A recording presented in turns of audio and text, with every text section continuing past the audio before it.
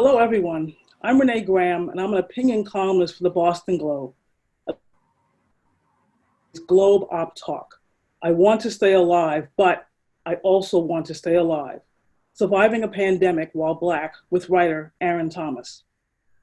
Globe Op Talks is a new series of conversations we've launched in which members of the Globe editorial board interview world-leading thinkers, thought leaders, and unique voices who write for the Globe Opinion and Globe Ideas sections. We'll ask some audience questions following our discussion, so let us know if you have additional questions for Aaron by using the Q&A feature in Zoom. Earlier this month, Aaron wrote a column for the Globe with the headline, "Why I Don't Feel Safe Wearing a Face Mask." Its impact was seismic and immediate, sparking important and provocative conversations about racism, this nation's first and most persistent epidemic. I think Aaron's column will become one of the signature pieces of commentary about what it was like to live during this pandemic. And I'd like to welcome our guest, Aaron Thomas. Hi, Renee. Thank you. How are you? I'm well. Thank you. Thank you. So, I hope you're staying safe and sane through this unprecedented time. But for you, staying safe during this pandemic means much more than just avoiding the virus, doesn't it? It does. Yes, it does. There's a lot more, that comes with being Black and living during the pandemic than we would have ever thought possible, really. You wrote that extraordinary piece, and why did you feel compelled to write about this? Well, first, this piece started from a tweet that I sent that I was on Saturday. It was a Saturday afternoon, morning, and I was thinking about what I had to do during the week because I am trying to, listen to the guidelines of, maybe only going out once a week, go to the grocery store one time, don't be everywhere. And so I was thinking about what I had to do during the week. And I remember at this time, it was the new mandate that everyone who goes outside should wear a face mask, right? And so obviously, in the beginning of this pandemic, we all saw that people began hoarding the face masks. There were none available. The PPEs weren't available for nursing folks or frontline folks. And so the common solution was to take whatever kind of fabric you had around your house and fasten yourself a homemade mask, which, on first sight, I'm like, oh, that's cool. So I was thinking to myself, I have some bandanas in my drawer from when I played kickball. I play on a kickball league. And so we had bandanas, extra bandanas. And I thought, oh, well, I could just wrap a bandana around my face and I'm gonna go to the grocery store and that's gonna be my mask. And so reflecting, I was like, oh no, that's a sucker moment. Like, I could not set myself up in this way to walk into a grocery store wearing a bandana, right? Because I am a Black man. And there is an immediate danger that comes anytime a Black person has their face shielded, might have a hood on, a big coat. The going thing is that Black person looks like they are a danger. So I wrote this tweet and it started getting retweeted over and over and over again. And I was like, wow, like this is kind of taking me by surprise that so many people were having this exact same thought that, yes, we want to protect ourselves, but we cannot do it in the manner that is suggested. We don't have masks. We don't have PPE. All we have is essentially rags, things that we can cut up and turn into these face coverings. So when I was approached, thankfully, by the Boston Globe, I saw this as an opportunity to put words to what many people were feeling, to tell the truth about, these small little things that people don't really think about what life is living in America. And I can only speak for this perspective of being a Black man in America. There are so many small things that people don't think about. The ways that you carry yourself, places that you can go, things that you can say, how you can show up. And so when given the opportunity, I was absolutely glad to put voice to this feeling. I think it's interesting because as people are starting to wear masks, they have this sense that, oh, it's uncomfortable or it's annoying. But as you said, for a Black person in society, even doing the most mundane things can be seen as suspicious. Right. And so talk about that dichotomy, as you said, of wanting to protect yourself, but also wanting to protect yourself. Right. So you have a choice. I can either fear the thing that I cannot see, such as, a virus, or I can move with a memory of past things that have occurred, past times when, myself or someone else has been in a store and we've been hassled for just our being, just existing. I can think about that. I can think, a couple years back. I live in Columbus, Ohio, where that young man was shot by the cops in the field. He was a In young. Walmart. Yeah, well, Right. that's in Dayton. That's one of them. Yes. But in Dayton, actually, the city where my parents live, this young man was in Walmart, and he was purchasing, I think, like a BB gun or something, and Air gun. so Right. air gun, Air rifle. and so someone in the store called the police on him, and it ended up with him losing his life. He was murdered in the store for buying something that was in the store because he was deemed as suspicious. So there are always these thoughts going through my mind when I am out in public. And, it goes back to childhood. One of the things that I got a lot of feedback from this article was how this directly relates to the talk that people get when they're young. You can't go in a store with your hands in your pocket. You can't go in the store if you don't have any money. You can't do this. You can't do this. All with the purposes of keeping us safe. So Now, that let me just interrupt for a second. For people who don't know, describe the talk, what the talk is, and who has the talk, and who gets the talk.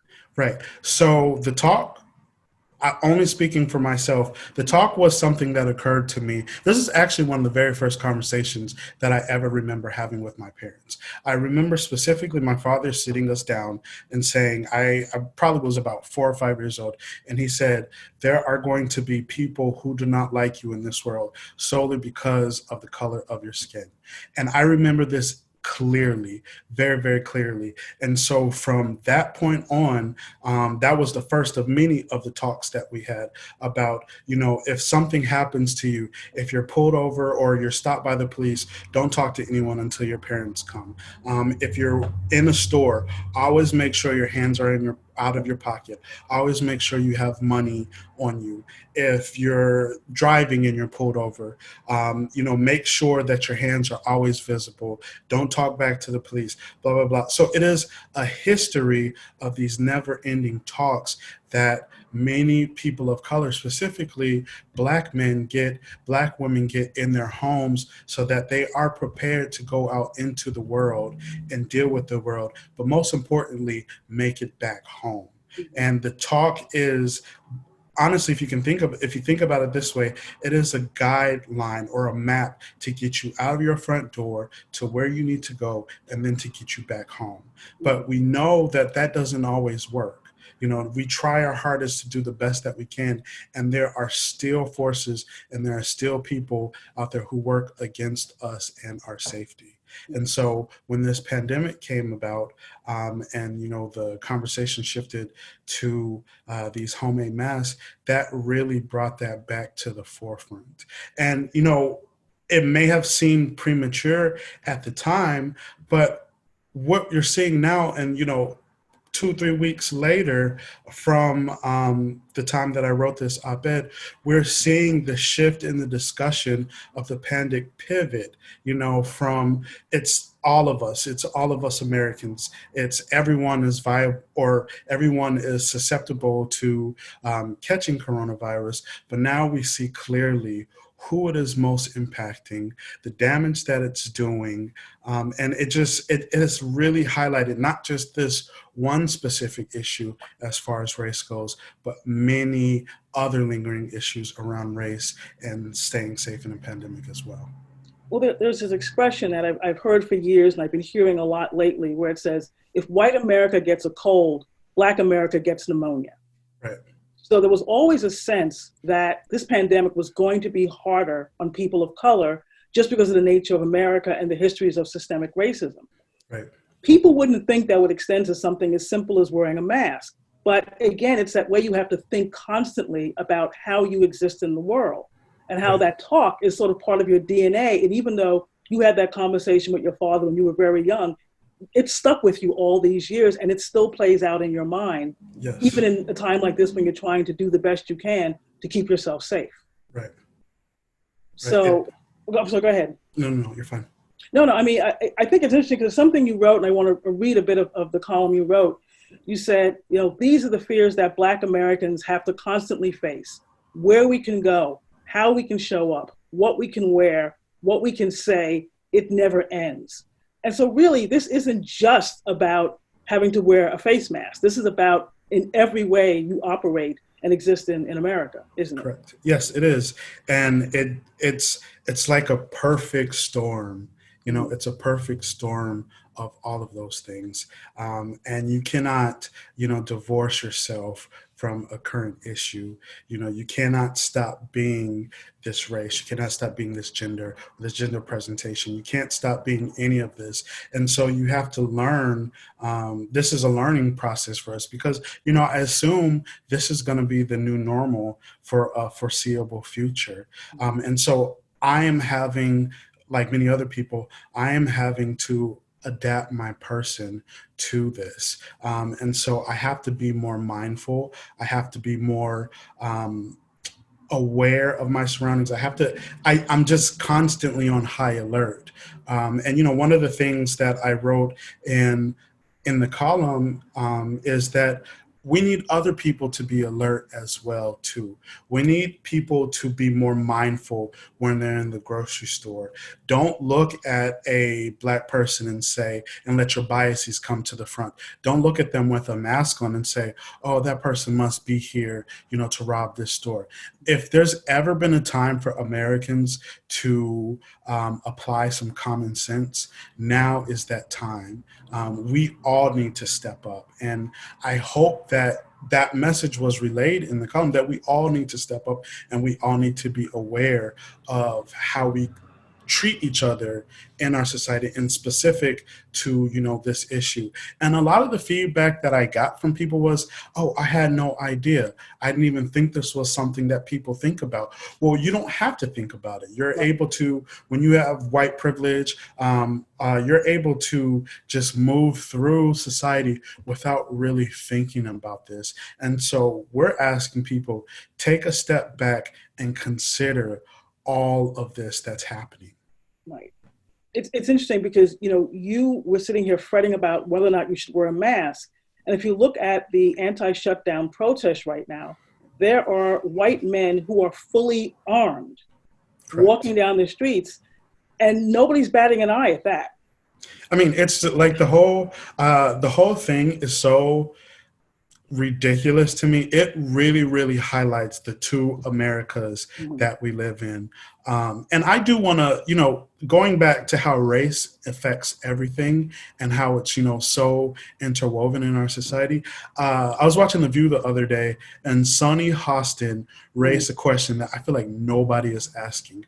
Why are y'all waving Confederate flags at these protests to reopen the government? Why have the KKK shown up to these reopen the government rallies?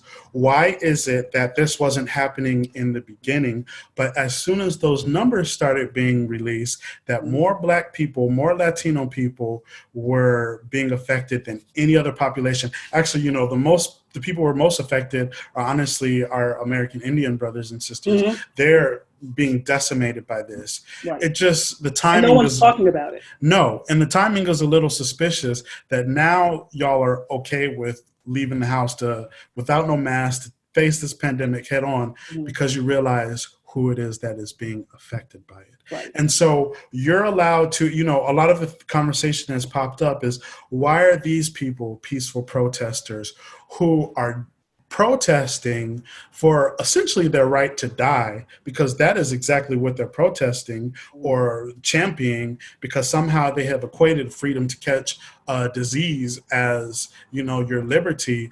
But when we took to the streets to literally say, hey, stop killing us, that wasn't something that was okay. Right. Do you get what the dichotomy is stark.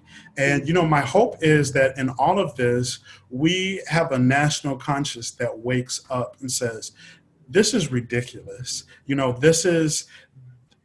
it's unfair, it's hypocritical, it's dangerous, it's violent. That is my hope for what comes of this, because something does need to come from this. And I do hope that this moment in time for us is a cultural reset that I think that we are desperately in need of. Well, I feel like I've often said when people say, I can't wait till we can get back to normal, it's like normal wasn't normal for lots of people. Mm-mm. We need to find something better than what we left. Right. It's interesting because early on, people kept calling the virus the great equalizer, meaning it could strike anyone. And while that's true, as you said, people of color have been far more affected by this. And my colleague, editorial writer Marcela Garcia, calls it the great revealer. Right. Every seam, every crack, every canyon in this country is now visible. Right. And how people are responding to that is being informed by class and by race. When people say, I didn't realize that was happening, when you talk about the inequities, there have been circumstances in recent weeks where young Black men have been asked to leave stores because they were wearing masks. Right. They've been escorted out of those stores. They've been followed by security. So I think what's interesting and not really surprising, I suppose, is that even in the midst of a pandemic, the original epidemic, as I call it, racism, continues on. Right. That doesn't change. And, I want to make a point about something. I don't know if you saw that video. I think it was in Philadelphia of the young man who didn't have a mask on being pulled off the bus, right? Mm-hmm. So, the thing is, everyone's got to have a mask everywhere. Why weren't those folks who are down at the Capitol building, infecting, one of them is a carrier. Science says one of them probably is an asymptomatic carrier. Right. Why wasn't that same response given to those white folks? And we need to be clear that it is white, conservative, fringe Americans who are doing this. Everyone's saying Americans are protesting. No, the majority of Americans are doing what they can to protect their families, to protect their communities, to protect their neighbors. And we need to be specific about who it is that is doing that. So back to my point, you get on a bus probably going to home to work, because the people who are essential workers and the restaurant industry and this industry and that industry, we're finding out that they're overwhelmingly people of color. But these bored folks who don't have nothing better to do with their time than protest, why aren't they met with the same level of aggression when they are the true danger? They are the danger. And it's very telling, and it shouldn't be shocking to anyone, but I'm glad, it's that old, colloquialism, what happens in the house stays in the house. I am glad that it's being brought out to the front porch for everyone to see how ridiculous and how backwards and how racist our society really is, and how we're treating people who are literally doing the exact same thing drastically different. I am glad that this is being seen. I hate that it has had to happen, but I'm glad that it's being revealed. It's also just the way that the rules always change. So you can get kicked out of a store for wearing a mask, but you can be yanked off a city bus for not wearing a mask. Right. So that's not just the goalposts keep moving. The goalposts are on wheels. Right. And you will never catch up to what it's supposed to be. And when we talk about getting back to something normal, what we're seeing now is still that kind of normal. We can't tolerate that anymore. And I think that's what was really important, because what your column did was give people who don't think about these issues at all a different perspective, and how doing something to protect yourself can actually have lethal consequences. Right. And that's, no one should have, all the other stresses we're having right now, living through this, no one should have to think about, well, let me try going out without a mask because I'm too afraid of what will happen if I have one on. So let me ask you, are you wearing a mask these days? Yeah, the things I want to reiterate is I was not scared of. Well, I know this wasn't anti-science or anything of that. Yeah. No. I've actually had several very, very kind people send me masks of all sorts of like flavors and colors and patterns. Mhm. And so I was able to give some to my friends who did not have any, because I want us to all be protected. But I keep two in my car. So whenever I live alone, so I don't have to wear one, obviously, in the house. But whenever I go to the grocery store or something, I just pop one on and go about my business. But I had to make sure that it looked like a mask. Like Right. I have one that is light blue that looks Mhm. like those little paper masks. Right. And that is the one that I go to because Mhm. I need to be sure that I'm sure when I walk into a store. There were people who read the column and completely understood what she was saying. And there were people who, as you said, were just like, oh my God, I had no idea. Now that you've put this out there for them, now that we've had this conversation, what do you want them to take away from this? What do you want them to understand about your life in this country? Um, I want people to understand you'll never understand what it is to be Black in this country unless you're Black in this country. But I want people to understand how their actions and their biases have long reaching consequences, right? So I want people to really take a moment to investigate, what are you thinking about this person when you see them? What are you thinking about their power? What are you thinking about their agency? What are you thinking about their life? Are you even thinking of them when you make these snap decisions, right? This really reminds me of this past summer when it was kind of trendy and hip to have, those barbecue Beckys or Mhm. elevator Ellens or, Right. some kind of catchy name for Mhm. people who are calling the police on folks in ridiculous situations, right? Those people weren't thinking about the long intended consequences of their biases. I want this to be a time where you really investigate the preconceived notions that you have about other people and how you apply them to your behavior. That is truly what I would want. And, the one thing that I wasn't expecting from this article was how many people found their voice in this issue. So I think that was a success. But there's always work to do. And I do think that the work to do is, again, for the third, fifth time I've said it, is to really investigate your thoughts about how you move in this world in relation to other people who are not of your sex, who are not of your race, who are not of your ethnicity, who are not of your gender presentation. Think about what you're doing when you encounter them and how to most positively move forward with that. I want to leave some time for questions, but I want to ask you one last question. What did you learn writing this column? Um, I learned something that I think I should have known all along is how much people respond to the truth.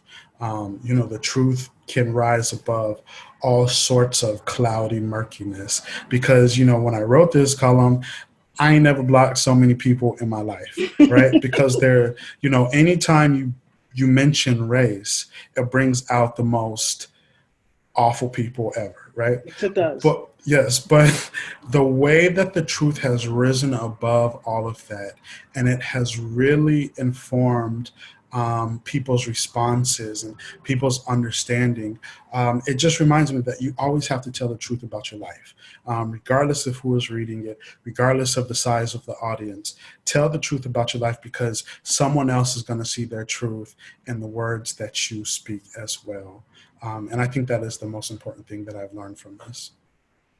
So I'd like to turn to some questions from the audience. I'd like to invite Chris Avello, our Director of Subscriber Experience at the Globe, to share some of the questions he's selected.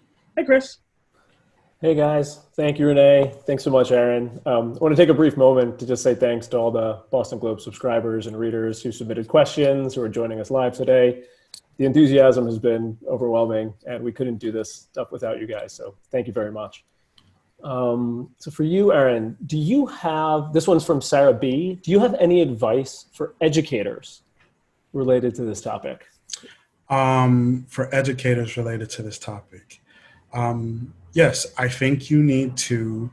there's no audience as well or as good as a captive audience. I think that you need to use your time in the classroom or virtual learning or however you do to really tell the truth about our experiences in this country. If you teach history, you need to talk about the history of racism from an honest perspective in this country. If you talk about economics, or if you teach about economics, you need to talk about the way that race impacts our economy and everything that comes into relation with that. Use the platform that you have where you are to get the message across. And there is literally no place better than a school classroom to do that. Don't leave it to, oh, they're going to get this at home or they're going to get this from their parents, because people get things from their parents and we realize those aren't always the best narratives to have. So that would be my response to an educator. Use your time wisely, encourage the students, whoever your classroom is, while you have them captive and in front of you. Thank you. I think this one's a variation on the theme, but earlier you mentioned the in the grocery store example for what how people maybe what they should or should not do. But Cindy G was wondering, do you have any other suggestions for how people of all races and ethnicities can be better allies for people of color right now? I think to make it as plain as possible, when you go about your business, leave people alone. Don't make assumptions about what people are doing when they're out living their life. Mind your business. It really keeps your skin clear. Drink your water, do whatever, just mind your business. And I really cannot get any more basic and plain than that. It's not something that you need to really think about too hard. Let people exist as they are, unless they're harming you or somebody else. And most of these incidences are people not minding their business and making assumptions about what people are doing with their free time. And I think that you can't get more basic than that. Just when you go to the grocery store, get your groceries and go back home. And that would be my suggestion to people. If I could add something to that really quickly, and I've been saying this for the last year or so, don't just be an ally, be an accomplice. Mm-hmm. If you see something happening, if you see someone being hassled for no reason other than their race, step up and do something about it. And I always go back to the example of what Melissa Del Pino did in Starbucks a couple of years ago when there were two young Black men who were arrested in Philadelphia for being two young Black men in a Starbucks in Philadelphia. She videotaped it. That's how we found out about it, because she knew that she used her privilege to her advantage. She knew the cops weren't going to turn on her, and she was able to get that story out there. So I always want to say to people, it's not enough. It's like the old idea, it's not enough not just to be not racist. You have to be anti-racist. You have to actively work against it. And I think that's what people don't do. It's not just enough to say, well, I didn't do that thing. Yeah, but you saw it and you did nothing about it, which makes you complicit. Don't be complicit. Don't just be an ally, be an accomplice. Can I add in something there, which you brought up a really good point? I forget the author's name, and I hate it, but I can't say it today. But there's a really new book that was published called How to Be an Anti-Racist. I forget the author. Ibram X. Kendi. Yes, Ibram X. Kendi. It is a fantastic read, and I think it even as a Black person, I'm like, wow, I had to step back and be like, wait, wow, I get it. Like, there are things that I could be doing better, because you're either racist or you're anti-racist. There is no middle ground. And so anyone who is watching this, now's not a better time to read. Pick up this book. It's called How to Be an Anti-Racist. And I think it gives you some really, really great information on how to proceed going forward. But also mind your business too. That's great. Thank you. And I will ask one more. This one was submitted anonymously. Can we or should we use this moment as an opportunity to progressively elevate a political dialogue about racial issues in the country generally? You're already doing this with your op-ed, having this conversation, but what else? Of course. I mean, every moment can be a moment to learn something. And if now If it's not now, then when is the appropriate time to do this? This is happening in front of our eyes. And what we don't want to do, what we have seen happen so many times before, is that we will view something with our eyes, and then someone will come along and tell us, oh, don't believe your lying eyes. That's not what happened. You know, people continue to rewrite history. It's happening in front of our eyes. Our current leadership is trying to rewrite history that we can all see. Like, we can see it. We were there. And so now we must strike while the iron is hot. We need to investigate these issues that have led to this right now. Why are poor Black people, poor brown people, transgender folks, why are these populations the ones with the lowest amount of health equity? What is going on? Why don't we have access to adequate health care in our cities? Why did this ravage us so hard? This is a now issue. We cannot wait until, the smoke clears, because ain't no telling when the smoke is going to clear. They're saying another wave is going to come, in a matter of months. We need to be talking about it now.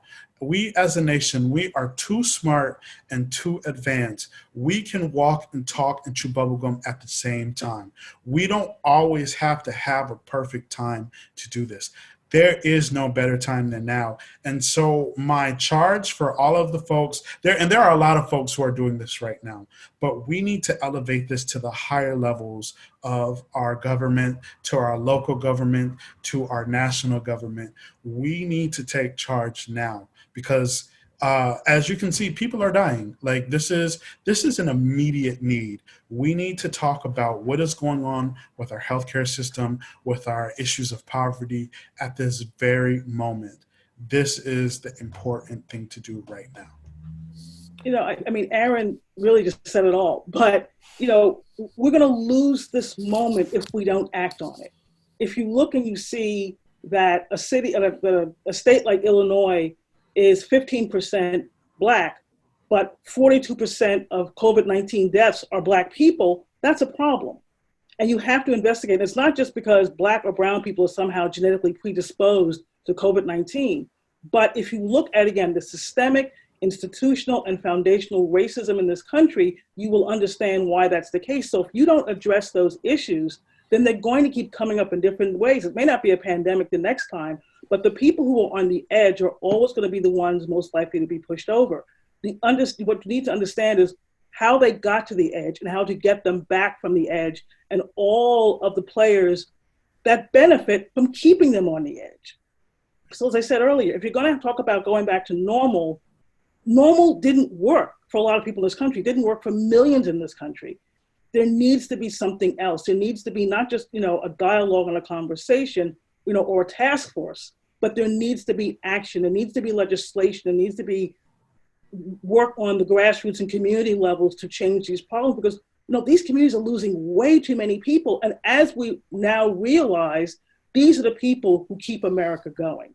America can't afford to lose these people. Right. That's why they want you to go back to work, so you can continue working and making money for them, because we see who is running this economy. Right. Now, who's benefiting from the economy, a whole other conversation, but we see who is running this economy. Cool. Thank you so much. Thank you again to all the viewers for submitting those questions. I'm going to turn it back over to you, Renee. I'm just thankful so much for joining us today. I mean, this has been an experiment for us. And so, we really would love to hear your feedback. We welcome you to visit Globe Opinion and Globe Ideas, and please read more of Aaron's perspective. And we welcome you to join us for future Globe Op Talks. The next one is tomorrow at noon, and the topic is Pregnancy and Parenting During a Pandemic, led by Anika Butler, the Globe's Ideas editor. Stay safe. Thank you for joining us today, and especially thank you very, very much, Aaron Thomas. Thank you for having me.